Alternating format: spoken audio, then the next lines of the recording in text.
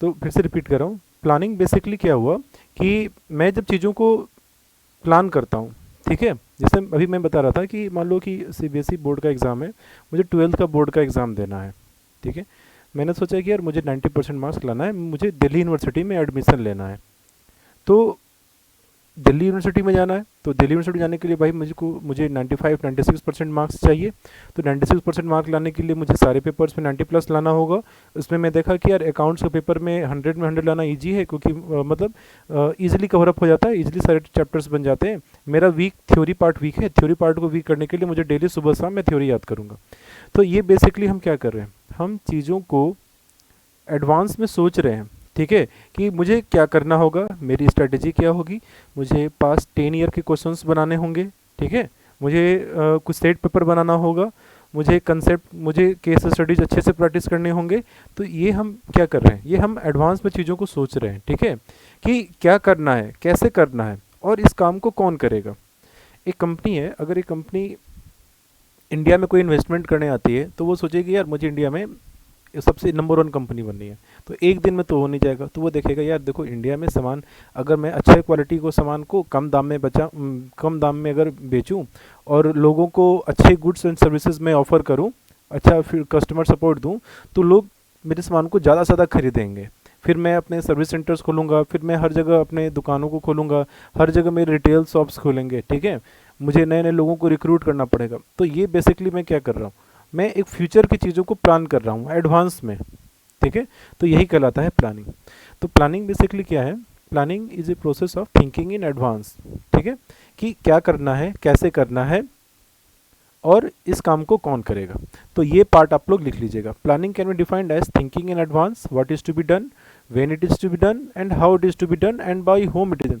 मतलब क्या करना है, कब करना है, कैसे करना है, और किसके द्वारा काम को करना है, ठीक है।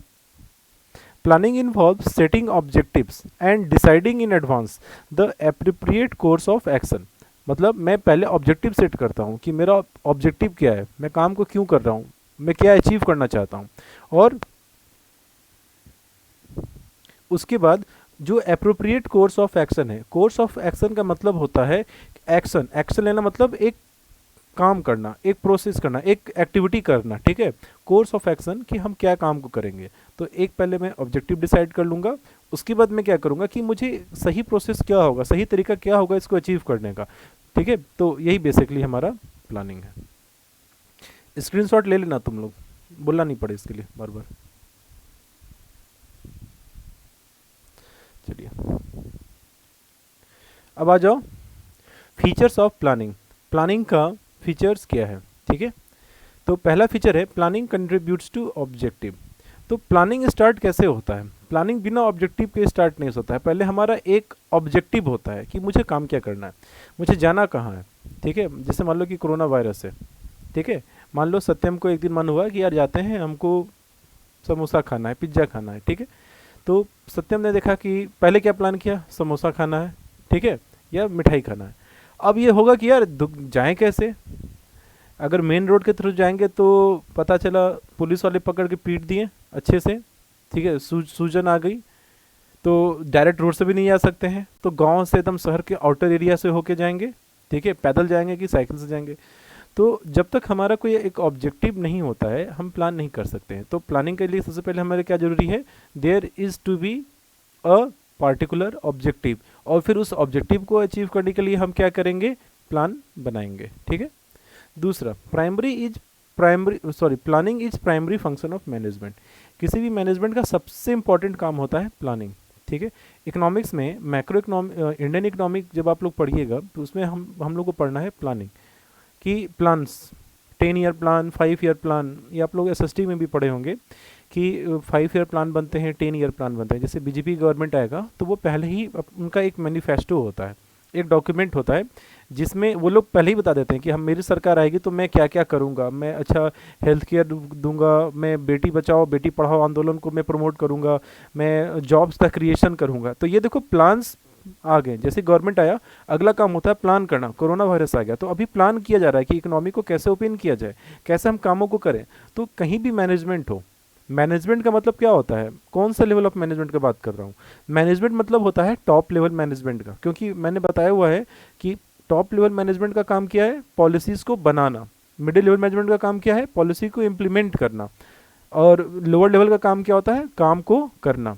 तो प्लानिंग किसी भी मैनेजमेंट का सबसे मेन फंक्शन होता है, ठीक है। अब आ जाओ परवेसिव। तो परवेसिव मतलब बताए थे।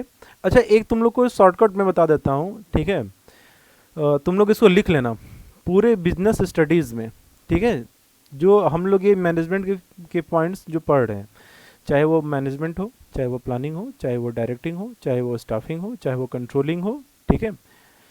जितने भी 6-7 चैप्टर हैं उसमें से अगर किसी का भी अगर फीचर्स पूछा जाएगा, ठीक है, तो 3-4 काम तुम सब में कॉमन है। तुमको जरूरी नहीं कि हर में अलग अलग याद करें।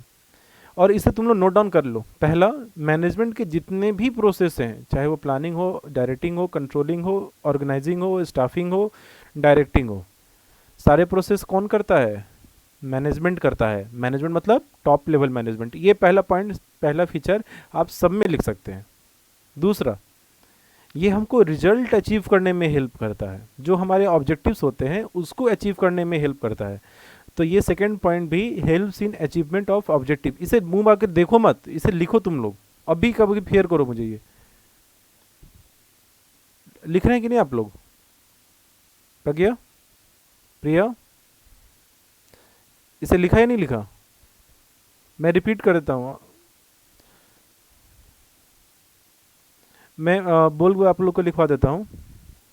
लिखो, कॉमन पॉइंट्स में है, पहला लिखो helps in achievement of objectives. इसे लिखो।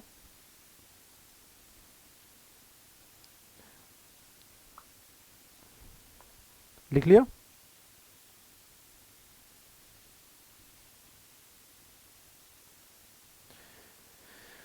अरे यस और नो, कुछ तो बोलो, सब माइक ऑफ करके बैठे हुए हैं। लिखा या नहीं लिखा ये पहला point, helps in the achievement of? Pragya, ये लिख लिया? ठीक है। तो देखो, मैनेजमेंट के जितने भी प्रिंसिपल है ना, सबका उद्देश्य तो एक ही है ना, कि हम बिजनेस के ऑब्जेक्टिव को अचीव कर पाए, ठीक है। तो ये पहला पॉइंट है। दूसरा लिख लेना, परवेसिव। परवेसिव मतलब होता है जो सब जगह पाया जाए, चाहे वो बिजनेस ऑर्गेनाइजेशन स्मॉल हो, चाहे वो मीडियम हो, चाहे वो लार्ज हो, ठीक है। तो लिखो, मतलब परवेसिव एवरी मैनेजमेंट। मतलब मान लो कि एवरी मैनेजमेंट से मतलब हो गया मेरा, अगर मान लो मैं प्लानिंग से क्वेश्चन पूछा, ठीक है, कि प्लानिंग के फीचर्स बताओ, तो वहाँ पर लिखना प्लानिंग इज परवेसिव। अगर पूछे कि मैनेजमेंट का फंक्शन बताओ, तो मैनेजमेंट इज परवेसिव। पूछा डायरेक्टिंग, तो डायरेक्टिंग इज परवेसिव। पूछा स्टाफिंग, तो स्टाफिंग इज परवेसिव, ठीक है। तो लिखिए, तो उसमें लिख सकते हैं कि एवरी फंक्शन, जो भी फंक्शन क्वेश्चन हमको दिया हो, इज परवेसिव इन नेचर। चलो नहीं, हाँ या ना बोलते रहना, नहीं तो पता चला कुछ छूट गया, मुझे पता भी नहीं चला। लिख रहे हैं ना सेकंड? ठीक है। बाप रे, पूरा कोयल वेल सब बोल रहा है एकदम, जंगल जंगल में। पेड़ ओड़ पर नहीं बढ़ के नहीं पड़ रही हो ना, नेटवर्क नहीं आ रहा हो? तरकुल। ओके, बढ़िया। चलो अच्छा, पेड़ के पास बैठ के, पेड़ पर बैठ के नहीं। तो every management function is pervasive in nature. It is found in every organization. It is found in every organization, irrespective of its size, nature and function. Irrespective of its size. सत्यम, आज गुस्सा गए हो क्या? रोज तो तुम्हारा माइक बिना बोले on रहता है, आज माइक ऑफ करके बैठे हो। सत्यम, माइक ऑन करना। क्या हुआ सत्यम, गुस्सा उस्सा गए हो क्या?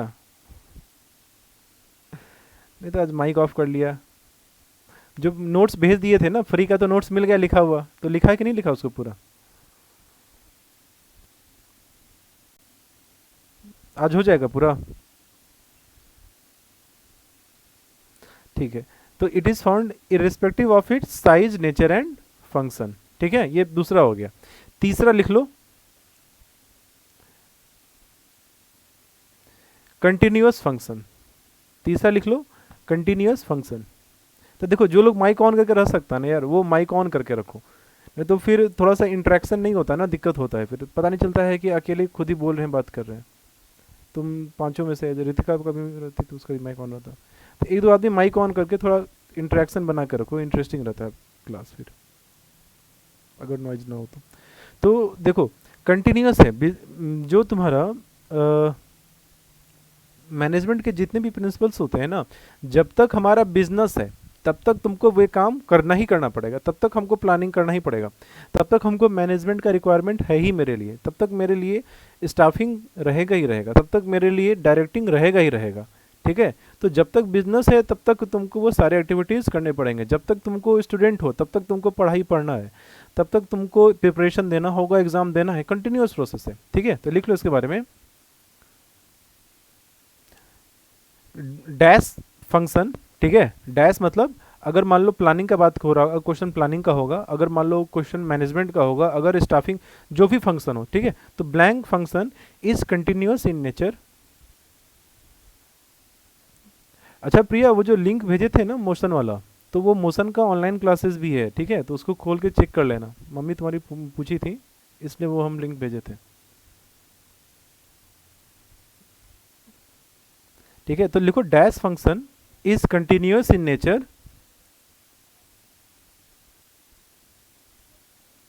as long as the business will exist, as long as the business exists,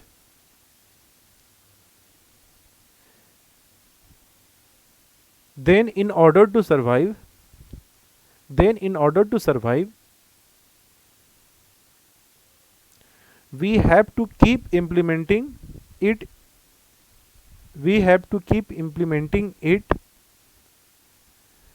we have to keep implementing it inside our organization। ठीक है, देखो जब तक तुम बिजनेस कर रही हो, ठीक है, मान लीजिए सत्यम डिसाइड किया कि लॉकडाउन हो गया, बहुत दिक्कत हो गया, तो ये रेलवे ट्रैक के किनारे गमछी चादर बिछा के खैनी खोलने का बिजनेस स्टार्ट करेगा। तो जब तक वो वहाँ पे खैनी बेचने का काम करेगा तब तक उसको ये सारे प्रिंसिपल्स को फॉलो करना पड़ेगा, उसको प्लान करना पड़ेगा कि दोपहर का टाइम कितने देर बैठना है, शाम का टाइम कितना देर बैठना है, मॉर्निंग का टाइम कितना देर बैठना है, ठीक है, कब कितना सामान बेचना रहेगा, क्या रेट पे सामान बेचना पड़ेगा। ठीक है, तो ये तीनों पॉइंट ना तुम पूरे बिजनेस स्टडीज़ के ये जो मैनेजमेंट से रिलेटेड चैप्टर्स हैं, तुम हर में ये 3 पॉइंट कोट कर सकते हो, और इसीलिए मैं तुमको आगे के चैप्टर्स में ना सिर्फ 2 पॉइंट्स लिखवाने वाला हूँ, जहाँ भी मुझे फीचर्स लिखवाना होगा, क्योंकि बाकी 3 में यही तीनों आएंगे ही आएंगे। ठीक है, चलो, तो ये तीनों पॉइंट क्लियर हो गया, परवेसिव भी क्लियर हो गया कि परवेसिव मतलब जो हर जगह है, हर लेवल ऑफ मैनेजमेंट में हमको काम करना पड़ेगा, चाहे छोटी कंपनी हो, चाहे बड़ी कंपनी हो, चाहे मिड कंपनी हो। ठीक है, अब है planning is futuristic oblique forward looking. तो फ्यूचरिस्टिक मतलब क्या होता है कि हम फ्यूचर के बारे में सोच के आज काम करते हैं। तो प्लानिंग तो फ्यूचर का ही दूसरा नाम है। फ्यूचर में चीज़ों को हम कैसे करेंगे, फ्यूचर में हमको क्या क्या दिक्कत आ सकता है, फ्यूचर में हमारे साथ क्या चीज़ें हो सकती हैं, हम उनके बारे में आज ही हम कुछ अपने हिसाब से प्लान करना शुरू कर देते हैं। ये है तुम्हारा फ्यूचरिस्टिक। ठीक है, तो देखिए planning always means looking ahead और प्लानिंग लुकिंग अहेड। ठीक है, मतलब हमेशा हम भविष्य के बारे में सोचते हैं। ठीक है, कभी पास्ट के लिए नहीं किया जाता है। जितने भी कंपनी के मैनेजर्स हैं वो प्रिडिक्शंस बनाते रहते हैं, वो एजम्पशंस बनाते रहते हैं फॉर फ्यूचर। धरती का भी देख लो, धरती पे भी एक पॉइंट ऑफ टाइम के बाद फ्रेश वाटर खत्म हो जाएगा, पानी खत्म हो जाएगा, फिर हम लोग क्या करेंगे। तो अभी से लोग स्पेस का एक्सप्लोर कर रहा है, कोई दूसरे गैलेक्सी में जाने की कोशिश कर रहा है, कोई कहीं जाने की कोशिश कर रहा है, धरती जैसा दूसरा ग्रह खोजने की तलाश चल रहा है, आदमी को चांद पे भेजा जा रहा है। तो ये क्यों किया जा रहा है कि सब जान रहा है कि एक टाइम आएगा जब सूरज ब्लैक होल बन जाएगा, सूरज जब ब्लैक होल बनेगा तो वो पूरे गैलेक्सी को ख़त्म कर देगा, तो ह्यूमन सिविलाइजेशन को सेव करने के लिए हमें कहीं और जाकर शिफ्ट होना पड़ेगा। तो मतलब इस तरीके की चीज़ें कि हम फ्यूचरिस्टिक अप्रोच को ले रहे हैं। कल को कांग्रेस सरकार आ जाएगा, कल को कोई और सरकार गवर्नमेंट आ जाए, कल को दूसरा कुछ प्राकृतिक आपदा आ जाए, तो हम कैसे आज अपने आप को हम संभाल कर रखेंगे। ठीक है, तो इसीलिए प्लानिंग हमेशा क्या होता है, फ्यूचर, हम फ्यूचर की चीज़ों को कंसिडर करके काम को करते हैं। ठीक है, और है तुम्हारा कंटिन्यूस। तो बिजनेस मैनेजमेंट, बिजनेस का जितना भी प्रोसेस है सारे कंटिन्यूस हैं। जब तक बिजनेस है तब तक तुमको ये काम करते रहना पड़ेगा, क्योंकि इन्वायरमेंट में चेंजेस आते ही, इन्वायरमेंट कॉन्स्टेंटली चेंज हो रहा है, कस्टमर के टेस्ट प्रेफरेंस नीड्स भी बार बार चेंज हो रहे हैं। तो उस हिसाब से हमको अपनी चीज़ों को भी एडजस्ट करना पड़ेगा, अपने ऑर्गेनाइजेशन में भी हमको रिक्वायर्ड चेंजेस को इम्प्लीमेंट करना पड़ेगा। तो प्लानिंग क्या है तुम्हारा, कंटिन्यूस है। ठीक है, तो 5 पॉइंट लिखिएगा। क्या हुआ, कुछ बोली क्या प्रिया? ठीक। Planning is a mental exercise. Planning क्या है? सोचने समझने की क्रिया है, ठीक है। हम सोचते हैं, प्लान करते हैं, तो ये मेंटल है, ये फिजिकल काम नहीं होता है, ठीक है। तो एक पॉइंट इसे भी लिख लेना। और ज़्यादा लंबा मत लिखना, 2-3 लाइन में अगर एक पॉइंट को डिफाइन कर दोगे ना तो 6 पॉइंट मैक्सिमम लिखने के लिए आ सकता है। और अगर 6 पॉइंट्स लिख दो और 3-3 लाइन ना, तो 20-25 लाइन ऐसे ही भर जाएंगे, तो वो सफिशियंट आंसर है तुम्हारा। अब आ जाइए इंपॉर्टेंस ऑफ प्लानिंग। प्लानिंग का इंपॉर्टेंस क्या है, ठीक है, तो इसकी आवश्यकता क्यों पड़ती है? तो देखिए, प्लानिंग प्रोवाइड्स डायरेक्शन। जब हम प्लान करते हैं कि भाई, जैसे मैंने सोचा कि मुझे यहाँ से जाना है, मुझे मान लो कि जाना है मुझे भगवानपुर, तो अब कैसे जाएं? तो कोई स्ट्रेट रोड से जाएं, बैरिया के साइड से जाएं, या बीबीगंज के थ्रू होकर जाएं? तो हमको प्लानिंग क्या करता है, एक दिशा देता है कि मुझे काम कैसे करना है, किस डायरेक्शन में करना है। अगर मेरा मान लो मैंने सोचा कि मुझे 95% मार्क्स लाना है, तो मैंने देखा कि यार 95% मार्क्स लाने के लिए मिनिमम सारे सब्जेक्ट में तो 95 मार्क्स चाहिए होंगे, या किसी 2 सब्जेक्ट में 100 आ जाए और किसी एक में 90 भी आ जाए तो भी हो जाएगा। तो जब हम प्लान करते हैं तो उससे हमको अपने एफर्ट को, हमको अपने रिसोर्सेज को किस डायरेक्शन में ले जाना है, किधर मुझे फोकस होकर काम करना है, वो हमें पता चलता है। किसके थ्रू? प्लानिंग के through.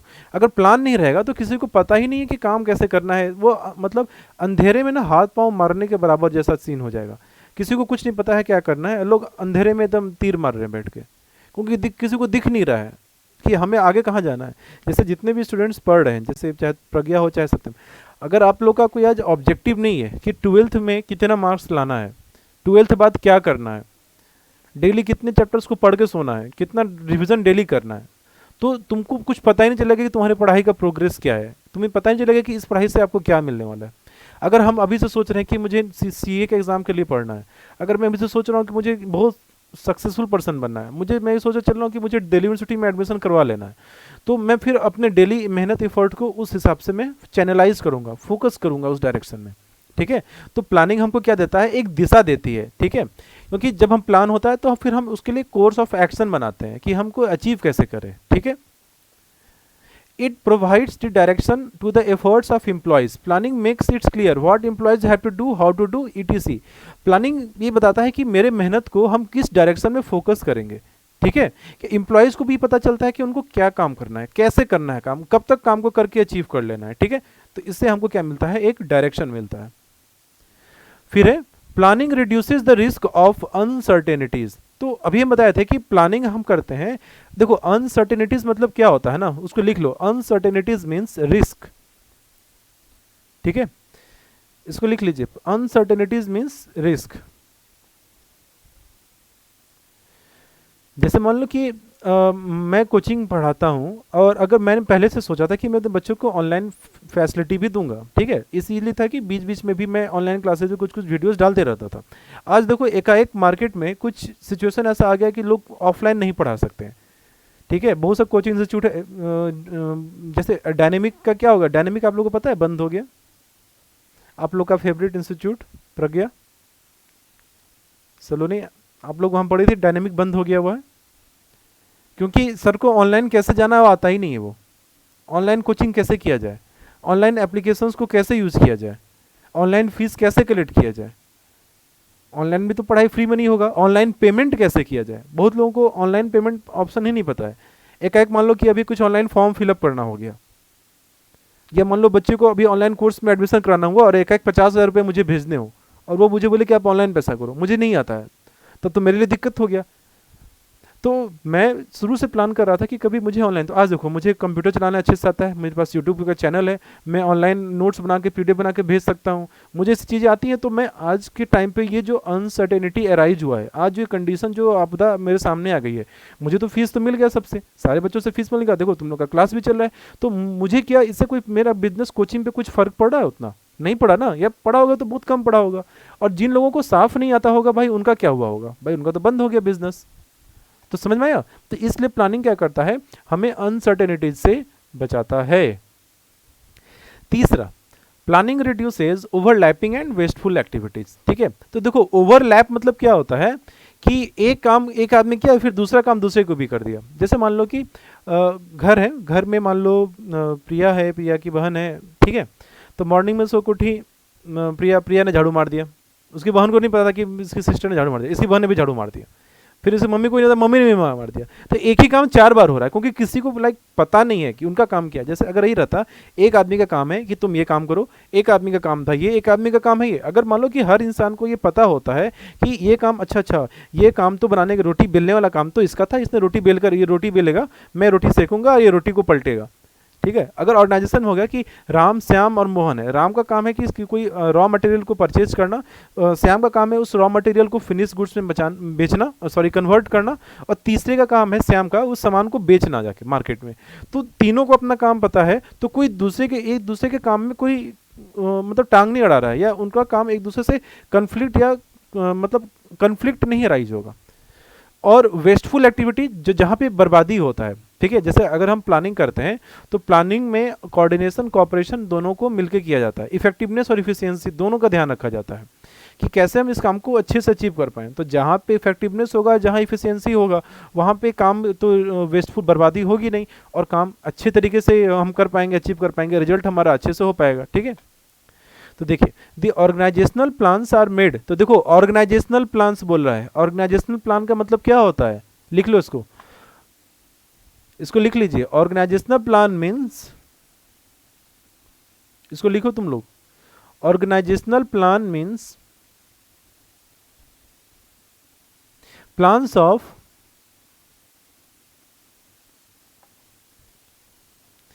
various departments created within an organization। हाँ, क्या हुआ? कोई ऑर्गेनाइजेशन प्लान मतलब कि जैसे एक ऑर्गेनाइजेशन है, उसमें अलग अलग हमारे डिपार्टमेंट है, हर डिपार्टमेंट का अलग अलग फंक्शन है, ठीक है। तो हर डिपार्टमेंट के हम इफिशियंसी के हिसाब से, हर डिपार्टमेंट के हम काम करने की मतलब कहने मतलब क्या हुआ कि हर डिपार्टमेंट को हम एक सेपरेट काम अलॉट कर देते हैं, ठीक है। जैसे एक परचेज डिपार्टमेंट है, परचेज का काम है कि हमको जो भी सामान को खरीदना है वो उस सामान को ही खरीदेगा, बस वो बेचने के काम के बारे में बिल्कुल भी नहीं सोचेगा। सेल्स का काम हो गया कि तुम सेल्स के बारे में करो, प्रोडक्शन का काम है कि वो सिर्फ प्रोडक्शन का काम करेगा। तो इससे देखो, सेल्स का काम को प्रोडक्शन से कोई दिक्कत नहीं हो रहा है, प्रोडक्शन के काम को सेल्स से कोई दिक्कत नहीं हो रहा है, ठीक है। तो जो वेरियस अलग अलग डिपार्टमेंट्स एक ऑर्गेनाइजेशन के अंदर में हम बनाते हैं, और उनका अगर हम प्लान सेपरेट बनाते हैं, उनका ऑब्वियस बात है सेपरेट प्लान बनेगा। सेल्स का प्लान होगा कि आप हर महीने 1 लाख यूनिट को सेल करना, तो उसके लिए एक टारगेट बना हुआ है ना, उसका एक प्लान है ना कि यार मैं 1 लाख सामान कैसे बेच सकता हूँ। परचेज का काम है कि तुम हर साल मतलब हर महीने तुम इतना रॉ मटेरियल सप्लायर से परचेज कर लो, तो उसका एक प्लान पहले से फिक्स है ना, उसको पता है ना कि उसको सिर्फ और सिर्फ पूरे साल भर एक ही काम के बारे में सोचना है। तो देखो इससे कोई ओवरलैप नहीं हो रहा है ना, एक काम को किसी दूसरे काम के साथ कोई कन्फ्लिक्ट अराइज नहीं हो रहा है ना। तो यही बात है यहाँ पे। The organizational plans are made keeping in mind the requirement of all the departments। जितने भी डिपार्टमेंट्स हैं सबके ज़रूरत को हम कंसिडर करते हैं, फिर उस हिसाब से हम अपने ऑर्गेनाइजेशन का एक प्लान बनाते हैं, ठीक है। The departmental plans are derived from main organisational plan, ठीक है। तो जो हमारा ऑर्गेनाइजेशन है, जो हमारा बिजनेस है, वो क्या अचीव करना चाहता है, उसका टारगेट क्या है, उसका टारगेट सोशल ऑब्जेक्टिव है, उसका टारगेट कोई ऑर्गेनाइजेशनल ऑब्जेक्टिव है, या उसका टारगेट है कि हम पर्सनल ऑब्जेक्टिव, लोगों का इंटरेस्ट को फुलफिल करें, जैसा उनका ऑब्जेक्टिव होगा। और अगर उनका काम है कि हमको सेल्स को मैक्सिमम करना है, अगर उनका काम है कि हमको खूब मुनाफा कमाना है, तो सेल्स को बढ़ाने के पॉइंट ऑफ व्यू से सामान को बेचना होगा। जब सेल्स मैक्सिमम करेंगे तो उसके लिए हमको परचेज भी ज़्यादा करना पड़ेगा, फिर प्रोडक्शन भी ज़्यादा करना पड़ेगा। तो ऑर्गेनाइजेशन का जो प्लान होता है उस हिसाब से उनके डिपार्टमेंट के प्लान को हम डेराइव करते हैं, और हर डिपार्टमेंट को एक स्पेसिफिक काम देते हैं कि भाई तुम सिर्फ यही काम करोगे, तुमको दूसरे किसी काम से कोई लेना देना नहीं होता है। इसलिए इससे क्या होता है, इफिशियंसी हम अचीव कर पाते हैं, इफेक्टिवनेस हम अचीव कर पाते हैं। तो भाई ओवरलैपिंग और वेस्टफुल का होने का तो कोई चांस ही नहीं है। ये समझ में आया बात है प्रिया? चलिए, प्लानिंग प्रमोट्स इनोवेटिव आइडियाज, ठीक है। तो प्लानिंग एक दिमाग लगाने वाला काम है, planning is a mental process, ठीक है। इसमें तुमको बार बार सोचते रहना पड़ेगा। जैसे पहले एक टाइम था जब कैमरा मतलब लाइक 2-3 पिक्सल का आता था, 0.5 मेगापिक्सल, 0.6 मेगापिक्सल, फिर 1 मेगापिक्सल, और आज देखो ये डुअल कैमरा आ गया। अब तुम आईफोन लेने जाओ तो तुमको उसमें 3 कैमरा मिलेगा, नोकिया एक फ़ोन लेकर आ रहा है, उसमें 8 कैमरा है, मतलब 8 कैमरा, मतलब तुमको अब डीएसएलआर का यूज नहीं है। तो अब ये देखो कि एक फ़ोन में 8 कैमरा हम कैसे लेकर आए, हम कैसे करें कि फ़ोन का क्वालिटी एक असली के कैमरा से भी 100 टाइम्स बेटर हो जाए।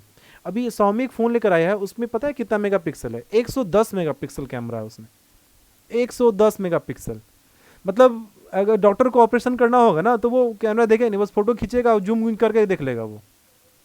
मतलब आपका अगर फोटो लिया जाए तो बस जूम करते हैं ना, चेहरे के अंदर पिंपल्स के अंदर में जो फुंसी हुआ होगा 4 साल पहले, वो भी दिख जाएगा आपको, मतलब ऐसा तो अब ये देखो कि लोग जान रहे हैं कि हम इस काम को कैसे अचीव कर पाएँ, ठीक है, इसको फिर कैसे अचीव किया जाएगा।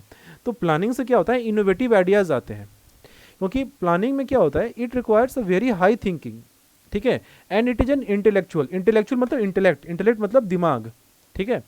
सो there is great scope of finding better ideas. अभी देखो, अच्छा आप लोग को एक न्यूज़ पता होना चाहिए, इंडिया अपना खुद का टेस्टिंग किट बना लिया है। जैसे पहले हम लोग चाइना से मंगा रहे थे ना, कोरोना वायरस को जांच करने के लिए जो उसके लिए टेस्टिंग किट चाहिए, तो कल इंडिया ने सक्सेसफुली अपना खुद का बना लिया वो, ठीक है।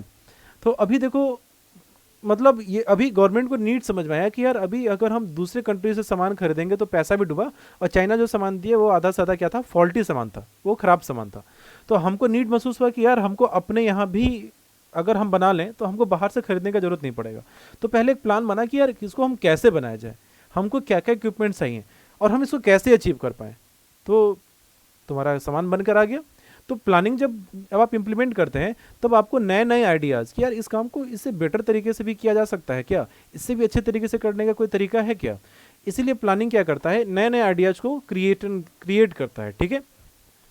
फिर है तुम्हारा पांचवा point, planning facilitates decision making. Planning decision making में काफ़ी हेल्प करता है, ठीक है। अगर जैसे मान लो कि अभी मान लो कि आप लोग को ऑनलाइन क्लासेस मिले, ठीक है। अगर मान लो ऑनलाइन क्लासेस तुमको अच्छा लगने लगा, कल को मान लो कि तुमको सोचे कि यार हमको सिविल सर्विसेज का तैयारी करना है, या मुझे सीए का तैयारी करना है, या मान लो मुझे कोटा जाना है। तो मान लो कि तुमने पहले से क्लासेज अगर ऑनलाइन लिया होगा, तो तुम्हें पता है यार ऑनलाइन क्लासेज में भी अच्छे से कंसेप्ट क्लियर हो जाता है, बाहर जाने का जरूरत नहीं है। तो पहले जो तुम बाहर जाते कोटा पढ़ने के लिए, आज तुमको अगर ऑनलाइन क्लासेज सेम अच्छे तरीके से तुमको घर पे पढ़ा दिया जा रहा है, तो क्या मैं फ्यूचर में बाहर जाने के बारे में सोचूंगा? नहीं सोचूंगा, क्योंकि सेम चीज़ें जब मुझे घर बैठे बैठे मिली तो मैं बाहर क्यों जाऊँ। तो मेरा डिसीजन मेकिंग अफेक्ट हुआ कि नहीं हुआ।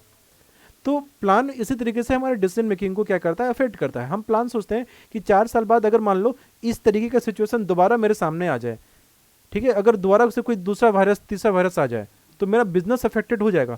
तो मैं शुरू से आज भी मैं सोचूंगा ना कि यार आज सारे क्लासेस में रिकॉर्डिंग रखो, बच्चों को कभी फ्यूचर में जरूरत हुआ तो मैं ऑनलाइन पढ़ा दूंगा। तो मेरा आज का डिसीजन मेकिंग अफेक्ट होगा कि नहीं होगा। जो काम पहले मैं बिना ऑनलाइन क्लास के करता, अब तो मैं ऑनलाइन क्लासेज को भी प्रोवाइड करूंगा, ऑनलाइन फैसिलिटी भी मेंटेन करके रखूंगा, ताकि मार्केट में कुछ भी हो जाए मेरा कोचिंग अफेक्ट नहीं हो। तो मेरा डिसीजन मेकिंग अफेक्ट हुआ कि नहीं हुआ? बिल्कुल हुआ। तो प्लानिंग डिसीजन मेकिंग को क्या करता है, इन्फ्लुएंस करता है, अफेक्ट करता है। Is that clear to you all? Very very good. Saloni clear हुआ कि नहीं हुआ? एक बार पहले रिप्लाई करो सब कोई, बहुत देर से बोल रहा हूँ, थक गया। सलोनी क्लियर हुआ डाउट? प्रज्ञा आपका?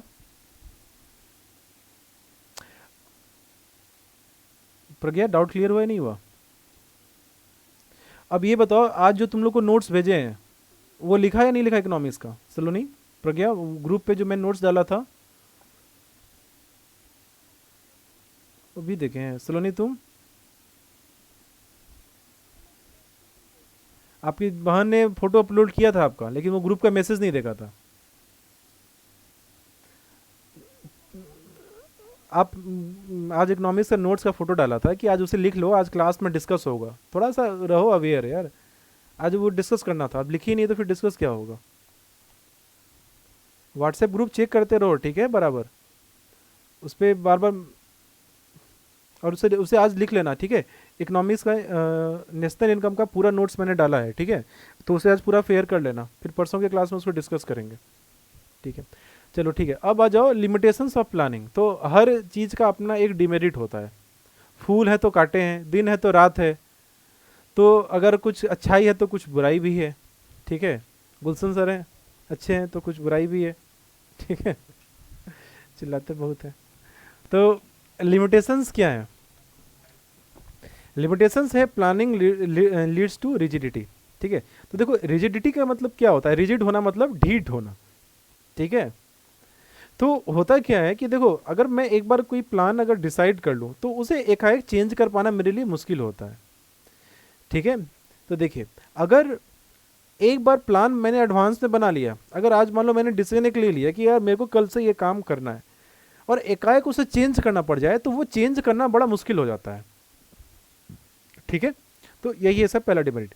देखिए once plans are made to decide the future course of action the manager may not be in a position to change them. अगर एक बार बन गया, एक बार अगर बन चुका हुआ है तो तुरंत उसको चेंज करना आसान काम नहीं है। अब पूछो कि सर आसान काम क्यों नहीं है, पूछिए, अरे कोई तो पूछो। बहुत बढ़िया, वेरी गुड क्वेश्चन। तो देखो होता है क्या है ना कि कोई प्लान बनाना, अब पहली बार समझो प्लान बनाने का प्रोसेस कैसे होता है। जैसे मान लो कि प्रिया की बहन को मम्मी कल पूछ रही थी कोटा, मान लो कि हुआ कि तुम्हारी बहन को कोटा भेजा जाता है, ठीक है। तो क्या ऐसे ही होगा कि अरे सर बोल दिए कोटा, अब तो कोटा जाना पड़ेगा, ऐसे होगा क्या? वैसे नहीं होगा। पहले मम्मी लोग पापा लोग बैठेंगे, डिस्कशन होगा कोटा में भेजना है कि नहीं भेजना है, आपकी बहन का मूड है कि नहीं है, ठीक है। उसके बाद कहाँ रखा जाएगा, रखने पे क्या सिक्योरिटी रहने के लिए मिल रहा है कि नहीं मिल रहा है, कितना पैसा मिल रहा है, पढ़ाई कैसा है, मतलब समझ रहे हो ना। एक डिसीजन अगर हम लेने जाएंगे तो एक हफ्ता 10 दिन या एक महीना उस पर चर्चा चलता है ना। हम बहुत लोगों से पता करते हैं, पूछते हैं, तब ना कोई डिसीजन लेते हैं। यस और नो? और मान लो कि हम ले लिए और कल आपकी बहन जाते ही ट्रेन में बोलने लगी कि हमको वापस आना है, हमको नहीं जाना है, तुरंत हो जाएगा क्या? मान लो एडमिशन करवा दिए, फीस दे दी, पैसा दे दिया, वो पहुंचते ही बोले कि वापस, तो तुरंत तो चेंज नहीं हो पाएगा। क्योंकि भाई एक महीने से काम चल रहा था, डिसीजन चल रहा था, बहुत चीज़ों को कंसिडर किए, एकाएक तुरंत चेंज करना तो मुश्किल होगा करना। तो वही काम प्लानिंग के साथ भी है। प्लानिंग में क्या होता है, रिजिडिटी होता है कि एक बार अगर हम इम्प्लीमेंट कर दिए, लागू कर दिए, तो तुरंत चेंज करना असंभव हो जाएगा। फिर उसे उसमें टाइम लगता है।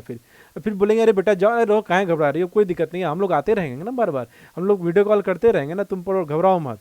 अब खाना पीने के लिए पैसा 2-4 हज़ार रुपये एक्स्ट्रा ही दे देंगे, ठीक है। तुम जाओ ना, रहो ना, पहले रह के देखो किसी तरीके से, आदमी को कन्विंस करेंगे, मनाएंगे। तो वही काम प्लानिंग के साथ भी है, ठीक है। प्लानिंग में not work in dynamic environment. तो प्लानिंग वैसे माहौल में बिल्कुल भी काम नहीं करेगा जो बहुत ही ज़्यादा डायनेमिक है, ठीक है। जैसे पाकिस्तान में कोई भी बड़ी बड़ी कंपनियां इन्वेस्टमेंट नहीं करती हैं। क्यों नहीं करती हैं? क्योंकि वहाँ का गवर्नमेंट कोई स्टेबल है ही नहीं। कब कोई बम उड़ा दे, कब कोई मिलिट्री तख्ता पलट कर दे, कब कोई सरकार गिर जाए, कब कभी कुछ हो जाए, कुछ हो जाए, तो उस चीज़ में कोई इन्वेस्टमेंट करेगा नहीं। मतलब अगर बिजनेस इन्वायरमेंट में बार बार चेंज आ रहा है तो बार बार हम इतना पैसा, इतना टाइम, इतना एफर्ट लगा के तो प्लान नहीं बनाएंगे ना। यार इतना मेहनत लगा, इतने 50 लोगों से पूछे, आज को आईआईटी करना था, कल को एमबीए करना है, फिर बीकॉम करना है, फिर सीए करना है, फिर एमबीबीएस करना है, तब वैसे तो काम नहीं होगा। कोई एक चीज़ अगर हो और उसी चीज़ के लिए करे तब काम हो। मतलब प्लानिंग बेसिकली सुटेबल है किस इन्वायरमेंट के लिए? स्टैटिक इन्वायरमेंट के लिए। डायनेमिक इन्वायरमेंट में बहुत ज़्यादा ये काम नहीं करता है, ठीक है। चलिए, इट रिड्यूसेस क्रिएटिविटी। तो अब देखो पीछे पड़े थे कि प्लानिंग इनकरेजेस क्रिएटिविटी, अभी आएगा कि डिमेरिट है। अब क्यों है इसको पढ़िए। देखिए, with the planning the managers start working rigidly and then become blind followers of the plan only. एक बार अगर हम मैनेजर्स ने एक प्लान बना लिया और उसको इम्प्लीमेंट कर दिया तो फिर क्या होगा कि हमको अब बाकी तीसरी चौथी बातें से कोई लेना देना नहीं है। हम सिर्फ और सिर्फ उसी प्लान के हिसाब से काम करेंगे। मतलब क्योंकि इसमें इसमें बेसिकली देखा जाए तो प्लानिंग एक बहुत ही कॉस्टली प्रोसेस है। प्लानिंग में बहुत पैसा लगता है, ये सिंपल सा काम नहीं है। इतने फैक्टर्स को सोचना, समझना, उनमें इतना पैसा लगाना, इन्वेस्टमेंट करना। तो जब एक बार इतना मेहनत करके हम किसी एक चीज़ को लागू कर देते हैं तो फिर हम उसके बियॉन्ड हम फिर नहीं सोच सकते हैं, क्योंकि ना हमारे पास पैसा है, ना हमारे पास रिसोर्सेज है उतना करने के लिए। तो हमारा क्रिएटिविटी फिर क्या होता है, कम होने लगता है। क्रिएटिविटी होता है फिर हम नए आइडियाज़ को नहीं लाएंगे। क्या कुछ बोली क्या प्रिया? ठीक है। चौथा पॉइंट है प्लानिंग इन्वॉल्व्स ह्यूज कॉस्ट। तो प्लानिंग में काफ़ी पैसा लगता है। प्लान करने के लिए हमको बहुत सी चीज़ों को कई बार क्या होता है ना कि हमको प्रोफेशनल एक्सपर्ट्स को हायर करना पड़ता है। हमको एक्सपर्ट लोगों को अपने यहाँ रखना पड़ता है, उनसे पूछना पड़ता है कि जैसे मान लो कि गुलशन सर का कल को शादी होता है, ठीक है। मान लो कि गुलशन जी बहुत हल्ला करने लगे हैं, बहुत परेशान करने लगे, कुछ नहीं हो रहा है, तो गुलशन जी का पकड़ के शादी किया जाए, तो पंडित जी का जरूरत पड़ेगा कि नहीं पड़ेगा? पड़ेगा ना, पंडित जी का जरूरत। पंडित जी आएंगे, गुलशन जी का जन्म पत्री दिखाया जाएगा, गुलशन जी का सब कुछ दिखे जाएंगे, तो पंडित जी फ्री में करेंगे कि पैसा लेंगे उसके लिए? ऑब्वियस बात है पैसा लेंगे, 4-5 हज़ार रुपया लगेगा। तो इसमें अब एकाएक बार बार रोज रोज पंडित जी को बुलाना हमारे लिए पॉसिबल होगा क्या? नहीं होगा। एक बार आ गया जो बोल दिया मतलब दैट इज़ फाइनल। तो उसी तरीके से प्लानिंग में भी है। जब हम मुझे मान लो प्लान बनाना कि सर मैं किसी चार्टर्ड अकाउंटेंट को पकड़ा, बोला कि सीए साहब आप मुझे बता दीजिए कि ना मुझे काम को कैसे करना होगा। वो सीए को मैंने 50,000 1 लाख रुपया दिया, उसने मुझे कुछ काम करके बता दिया कि देखो ये काम को ऐसे करना है। तो चूंकि एक बार 1 लाख रुपया लग गया है, मैं दोबारा उतना इन्वेस्टमेंट नहीं कर सकता हूँ, मैं वो बहुत ही कॉस्टली प्रोसेस हो जाता है। इसीलिए प्लानिंग हर कोई नहीं कर सकता है। जो छोटे मोटे कंपनियां होती हैं वो बहुत छोटे लेवल का प्लान करता है, वो सोच लेता है। वही बड़े लोग काम करेंगे तो बहुत ही ज़्यादा फैक्टर्स को सोच समझ के कंसिडर करके करेगा। और पांचवा पॉइंट है, planning is a time consuming process. Planning करना इतना आसान काम नहीं है, ठीक है। प्लानिंग में टाइम लगता है। जैसे गवर्नमेंट जब कोरोना वायरस आया तो गवर्नमेंट को पहले सोचना पड़ा कि हम इसे कैसे रोके, कैसे फैलने से कैसे रोकें। अब अभी गवर्नमेंट ये सोच रहा है कि अब हम वापस इकोनॉमिक एक्टिविटी को रिज्यूम कैसे करें। जो इतने सारे लेबर्स हैं जो यूपी बिहार से निकल के बाहर भाग रहे हैं, अब ये सोचा जा रहा है कि यार मान लो कि मुंबई में कल को बिजनेस एक्टिविटी चालू कर दिया जाए, कंपनियां चालू हो जाएं, फैक्ट्री चालू हो जाए, अगर मान लो मजदूर ही नहीं है काम करने को तो काम कैसे होगा फिर? तो अब ये सोचा, अब इस बात पे प्लान बनाया जा रहा है कि कैसे इनको अब रोका जाए। मजदूरों को, अगर मजदूर अगर भाग गए तब तो बिजनेस चलाने का तो कोई उपाय ही नहीं बचेगा हमारे लिए। लैंड लेबर कैपिटल प्रोडक्शन में हम लोग पढ़े थे, factors of production, land labour capital और एंटरप्रेन्योरशिप। तो बिना लेबर के तो काम ही नहीं हो पाएगा। तो गवर्नमेंट अब इसलिए देखो ट्रेन चालू कर दिया। गवर्नमेंट देखो अब ग्रीन जोन में इकोनॉमिक एक्टिविटीज को रिज्यूम कर रहा है, फैक्ट्रीज को रिज्यूम किया जा रहा है, ठीक है। तो ये क्या है, टाइम कंज्यूमिंग प्रोसेस है। एक प्लान बनाने में गवर्नमेंट को टाइम लग गया 1-1.5-2 महीने का। ऑब्वियस बात है, कोई दूसरा ऑप्शन भी नहीं था हमारे पास। तो प्लानिंग बहुत ही, क्योंकि प्लानिंग में हम बहुत से बातों को सोचते हैं, कंसिडर करते हैं, उनकी इम्पैक्ट को समझना पड़ता है, ठीक है। इन्वायरमेंट को स्कैन करना पड़ता है, एक्सपर्ट लोगों का ओपिनियन लेना पड़ता है। इसलिए प्लानिंग क्या है, बहुत ही टाइम कंज्यूमिंग प्रोसेस है। समझ में आ गया बात?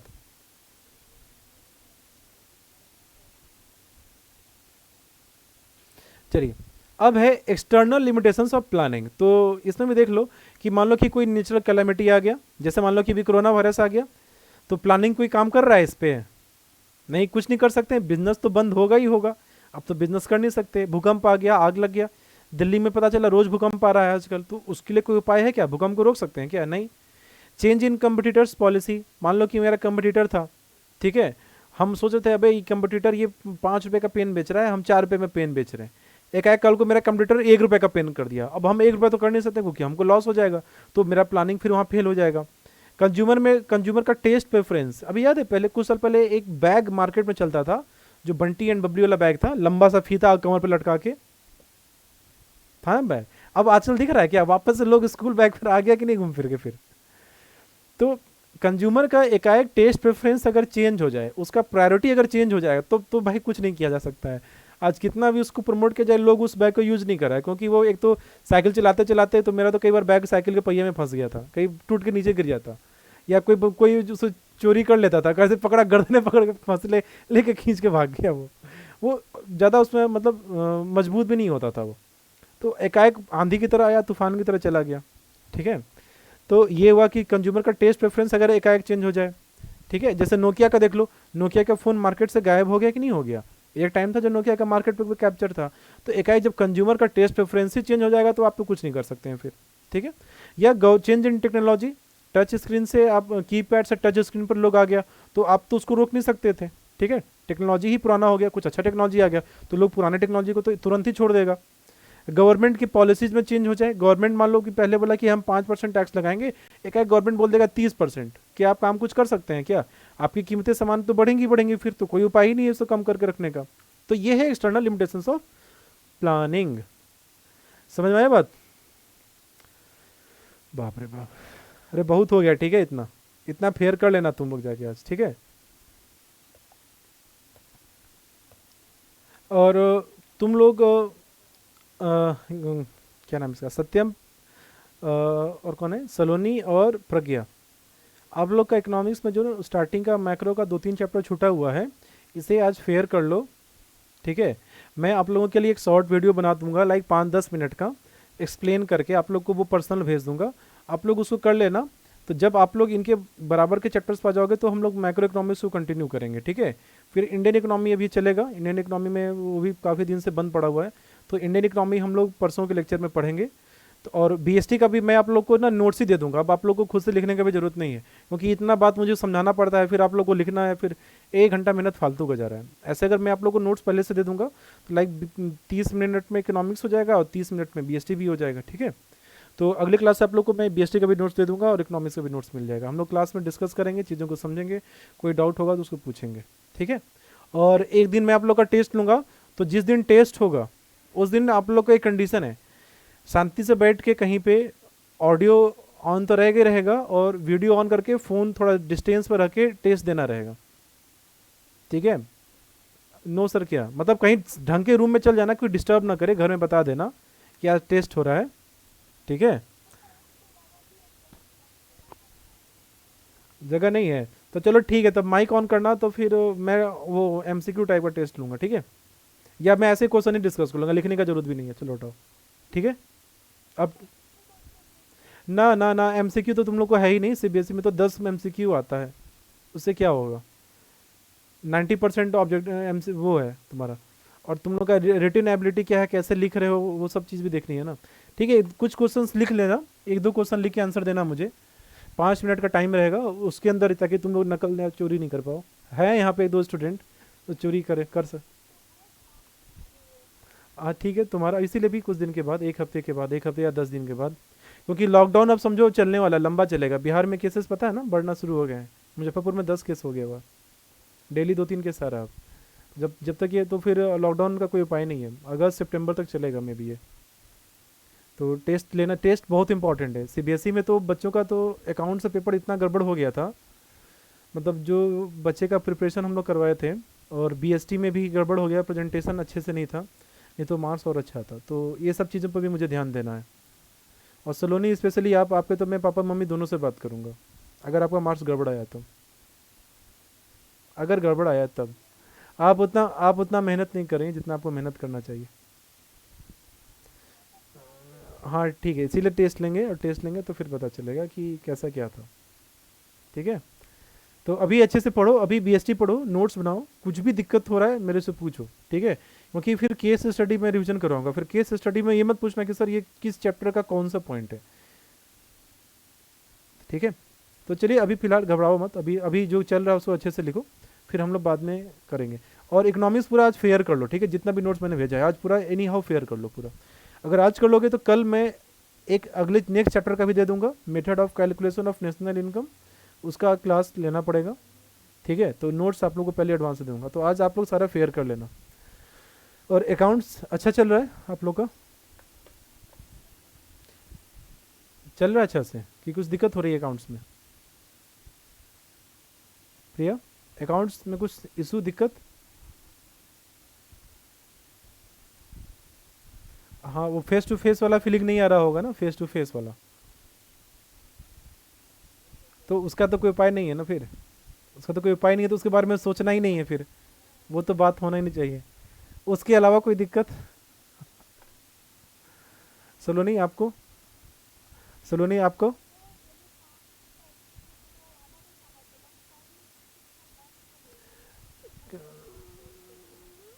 तो तुम्हारा जो छूटा हुआ है, तुमने शुरू से क्लास किया है कि नहीं किया अभी तक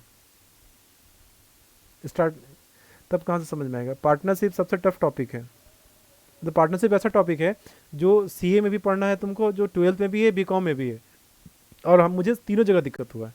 कभी पार्टनर्स कैपिटल अकाउंट तो मैच ही नहीं करता था मेरा कभी, मतलब इतना टफ टॉपिक है वो। तुमको जो वीडियो भेजे तुमने किया है कि नहीं किया उसे प्रॉपर। देखो देखो एक चीज़ समझो, सुनो एक चीज़ समझो, अभी दूसरा कोई ऑप्शन हमारे पास नहीं है, यही एकमात्र ऑप्शन है। चाहे सही लग रहा हो या नहीं लग रहा हो, पढ़ना ऐसे ही, नहीं तो तुम अपना टाइम बर्बाद कर सकते हो। वेट करो कोचिंग खुलने का, गवर्नमेंट के ऑर्डर्स का, अगस्त सितंबर तक, उसके बाद पढ़ाई चालू करो। दिसंबर में तुम लोग का प्री बोर्ड एग्जाम हो जाएगा, फरवरी दिसंबर जनवरी में, मार्च में बोर्ड एग्जाम हो जाएगा फिर। और पूरा इकोनॉमिक्स है पढ़ना, इकोनॉमिक्स में 24 चैप्टर है, बीएसटी में 13 चैप्टर है, अकाउंट्स में तुम लोग को 12-13 चैप्टर है, इंग्लिश में तुम लोग को 12-13 चैप्टर है पढ़ना, और एक 5वां सब्जेक्ट ऑप्शनल पेपर होगा, वो भी पढ़ना है फिर। इतने चैप्टर्स पढ़ने हैं फिर। तो ये माइंड में चल लो कि यही पढ़ना है और उसी में अपने आप को आदत डालो कि समझ में आए पढ़ने का। हम लोग तो 4-4 घंटे लेक्चर ऑनलाइन क्लास करते हैं, कोई ऑप्शन ही नहीं है फिर। तुमको दिक्कत हो रहा है इसीलिए मैंने ग्रुप पे ऐड किया, तुमको कोई दिक्कत है तो उस पर करो कि सर मुझे समझ में नहीं आया बात, ये बात बोलो, ठीक है। और जिस ग्रुप पे ऐड किया वहाँ लिखो कि सर मुझे पार्टनरशिप का डाउट समझ में नहीं आया, और वो डाउट क्लियर करना ही होगा एनी हाउ, नहीं तो बहुत गंदा हाल हो जाएगा सीबीएसई बोर्ड एग्जाम में, बहुत गंदा हाल होगा। 50-60% से ऊपर जाना भी मुश्किल हो जाएगा फिर। तो सलोनी तुम्हारा आज पूरा पार्टनरशिप का कंप्लीट होना चाहिए। कंप्लीट हो जाने के बाद तुम हमको फ़ोटो भेजोगी, ठीक है, जैसे प्रिया भेजती है, जैसे प्रज्ञा ने भेजा था मुझे कि आप लोग का पढ़ाई कितना हो रहा है, कैसा हो रहा है, ठीक है। मैं कल नहीं तो परसों गार्जियन से, हाँ तो मुझे परसों तक चाहिए पूरा एनी हाउ। नहीं रहा तो मैं बात करने वाला हूँ, आपके पापा का तो नंबर है मेरे पास। हाँ मुझे एनी हाउ कंप्लीट चाहिए, आप बहुत कम चोरी किए हैं। चलिए ठीक है, तब अगले लेक्चर में मिलते हैं फिर, ठीक है।